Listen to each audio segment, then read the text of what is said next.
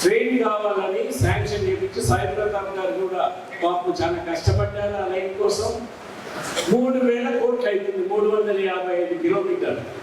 1500 కోట్లు మీరు ఇస్తే, రాష్ట్ర ప్రభుత్వం ఇస్తే మేము టేకప్ చేస్తామన్నారు కేంద్రం.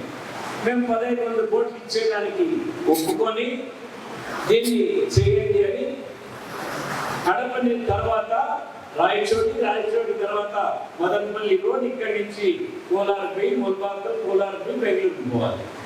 190 కోట్ల రూపాయలు నేను ముఖ్యమంత్రిగా ఉన్నప్పుడే చెల్లించాం కేంద్రానికి. కానీ ఇప్పుడు వీళ్ళేం చేశారు, ఆ రైల్వే లైన్ ని తీసేసి కడప నుంచి బెంగళూరు వయా పులివెందులు వేసుకున్నారు. మదనపల్లికి ఏమి పాపం చేసిందో నాకైతే తెలియదు. ఎందుకు ఈ రైల్వే లైన్ తీసేశారో నాకైతే తెలియదు. ఏమి చేస్తున్నాడు ఈ మహానుభావుడు ఎంపీ, 10 సంవత్సరాల నుంచి ఉన్న ఎంపీ? కనీసం ఇది నా కాన్స్టిట్యున్సీ, ఈ రైలు లైన్ మార్చకూడదు అని చెప్పే దమ్ము లేదా? దాన్ని కొనసాగించాలని చెప్పే దానికి ఆయనకి ధైర్యం లేదా? లేక ఈయనే మార్పించారా?